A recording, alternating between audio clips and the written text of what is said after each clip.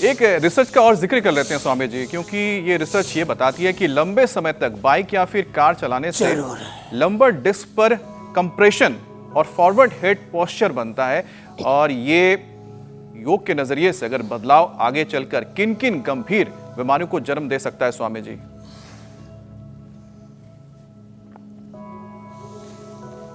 तो देखो, लंबे लंबे श्वासों के साथ 4 तरह का तो ये भुजंगासन हम कराते हैं। भुजंगासन, साइड में हाथ रख के, छाती के नीचे, ठोड़ी के नीचे हाथ रख करके, फिर ये तिर्यक भुजंगासन, फिर ये स्ट्रक्चरल इम्बैलेंस होने से क्या क्या होता है? बीपी गड़बड़ हो जाता है, बीपी का घटना, हाइपोटेंशन, हाइपरटेंशन घटना और बढ़ना, फिर इसके साथ साथ बार बार सर्दी जुकाम बुखार बीमार होना, लो इम्यूनिटी। इसके साथ साथ फिर बॉडी के साथ ब्रेन का पूरा जो ताना बाना है वो गड्ढमड्ढ हो जाने से लोगों को चक्कर आकर के गिरने की समस्या, वर्टिगो,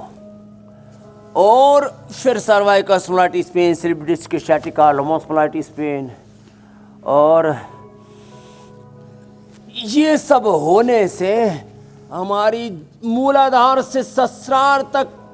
जो अंतःचक्रों की शक्ति है वो गड्ढमड्ढ हो जाती है। तो ये जो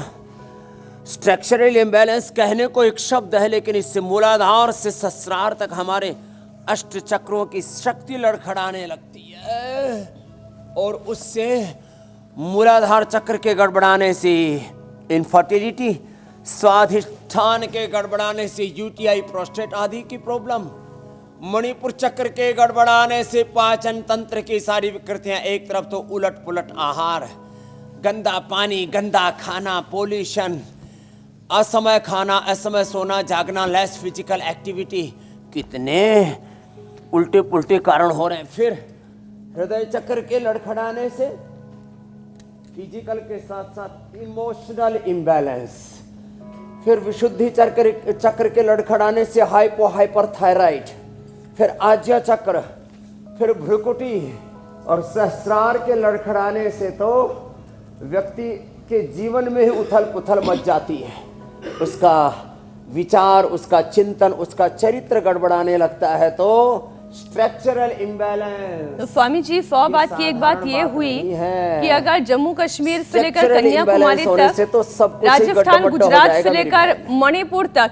अगर सब बैलेंस रखना है तो फिर तो योग अपनाना ही पड़ेगा। इसके अलावा और कोई दूसरा समाधान नहीं है जो आपको बीमारियों से मुक्ति दिला सके, जो क्योर दे सके, क्योंकि बाकी सब लोग केवल मैनेजमेंट में लगे रहते हैं, यहाँ पर केवल क्योर होता है।